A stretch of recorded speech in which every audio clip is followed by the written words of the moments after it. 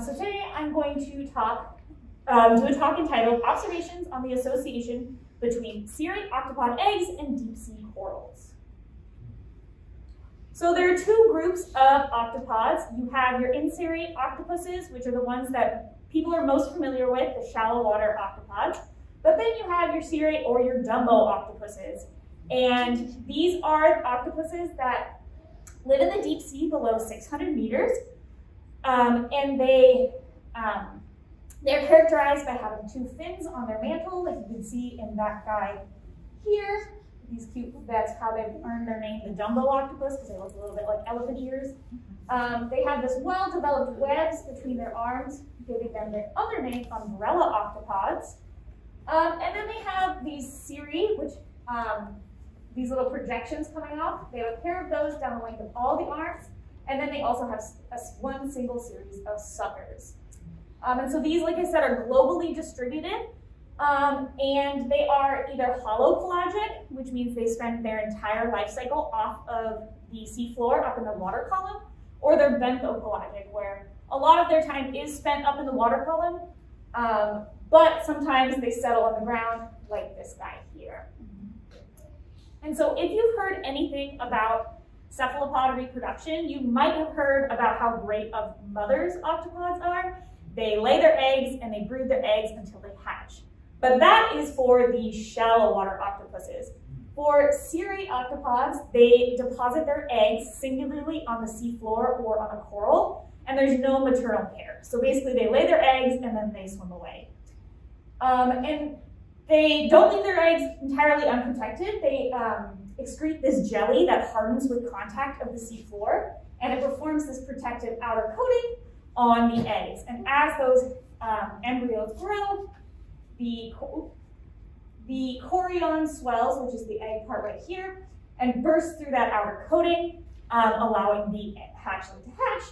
And you can see the hatchling right here with this egg on the coral.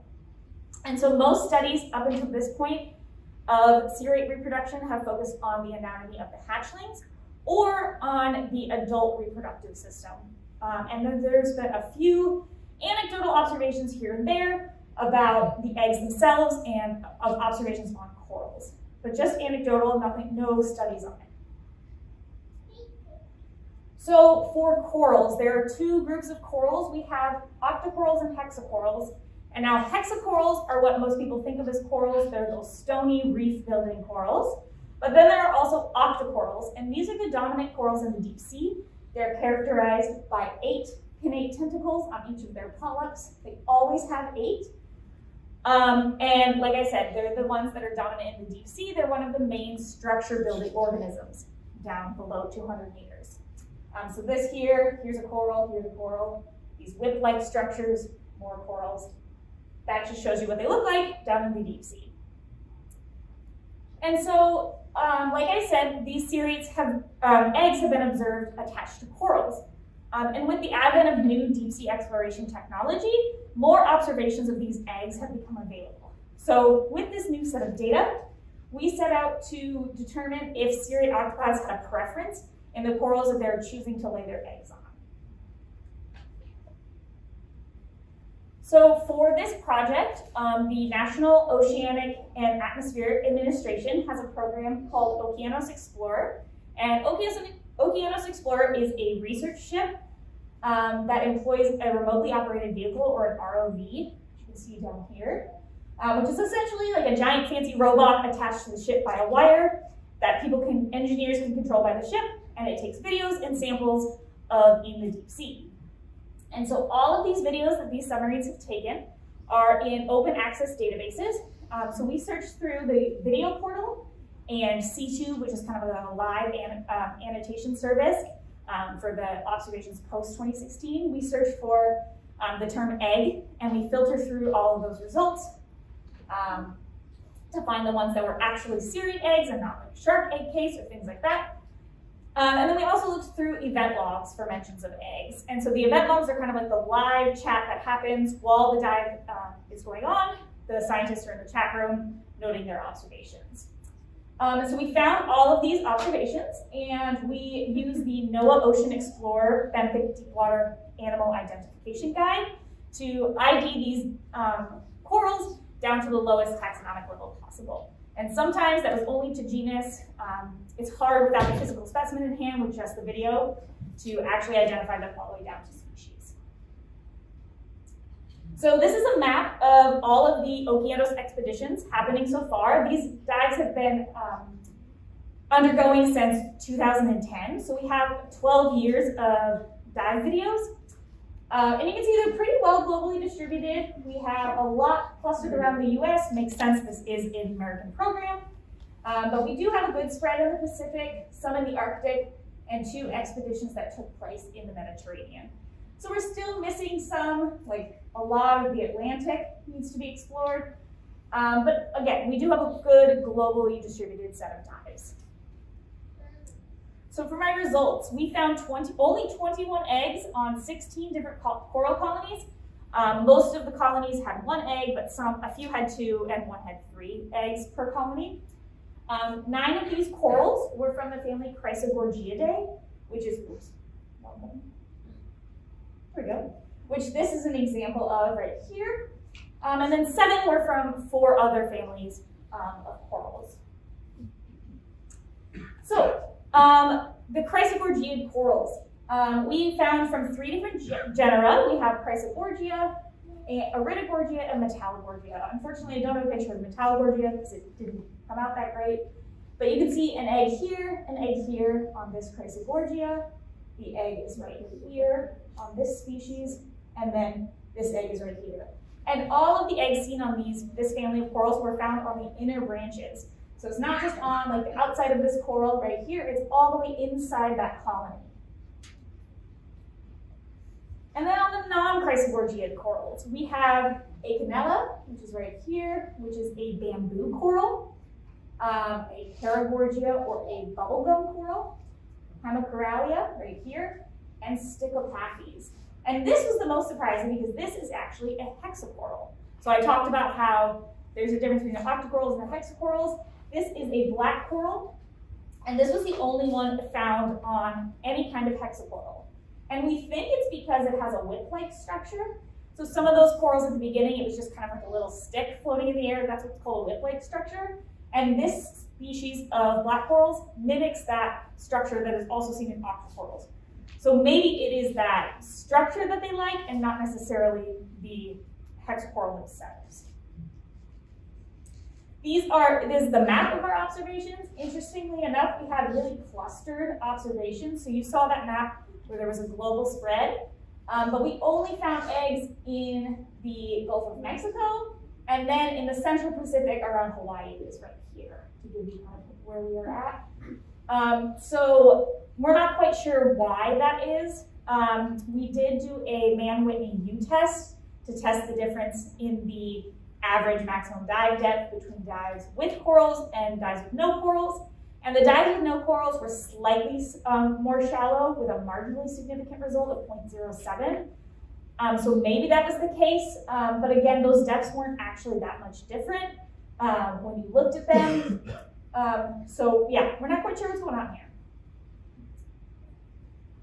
So most of the corals, 13 out of the 16 colonies we found, were corals that had a lower density of polyps and branches. So the family Chrysogorgiidae, which is right here, and it has most of 9 of our eggs, they were originally described as having an elegant structure. So you can see they've got really skinny branches, nice small polyps, and so you can see why that would be called elegant.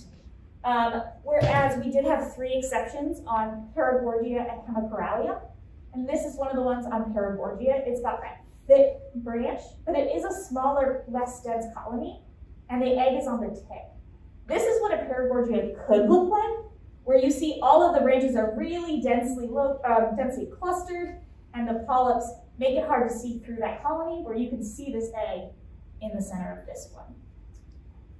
And whether this is a preference, maybe these more delicate colonies they move with the current better or something like that, or maybe it's an observation bias. The way these things are observed in the ROVs, they're not looking for anything specific. They don't stop at every coral looking for an egg. It's kind of like on the dive, if someone spots something, they're like, oh, let's go check out that coral over there. So maybe on these denser polyps, they're more camouflaged, you can't see them as well, and so we're missing all of those observations. So now why are these octopods attaching to the corals? Why not just on the seafloor? So maybe it eliminates the need to settle on the bottom. Like I said, some of these species are holopelagic. They're living their entire life without going on the bottom of the seafloor. So it eliminates that need to settle on the bottom. They can just lay their eggs on the coral without ever touching the bottom.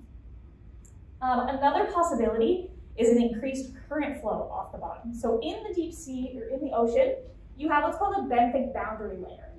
Right at the bottom of the ocean, the current is sluggish, it's slow, and as you move off of the bottom of the ocean, the current velocity increases. Now this isn't super dramatic, but it is enough of an increase you can see in this graph here from Montserrat 2012. As you move off the seabed, this current velocity is increasing. And this is important because in inserate octopods, they have that maternal care. The mom is using her funnel to shoot water on these eggs and create a current, keeping debris off the eggs and also providing additional oxygen through aeration. And so maybe this increased current flow off the surface or off the sea floor is replacing that aeration from the maternal care. And then finally, it could just be protection. These corals have nematocysts or stinging cells, and they also have spiny skeletons. So maybe just like those physical barriers are preventing predation or whatever on the eggs themselves. So in conclusion, we didn't have any identification of the cirrate egg species. A lot of cirrates are only known from their type locality, so they're only known from that one spot they were collected that one time. So we don't have a lot of good range information about where these species might live. So we couldn't be like, oh, well, in the Gulf of Mexico, we have all 6 of these species of cirrates, because we just don't have that information. The few observations highlight the rarity and importance of the ones that we do have. We only have 21 eggs, and there's been 12 years of diving. So is this a really rare behavior? Are these just, is it hard to spot from an ROV? What's going on there?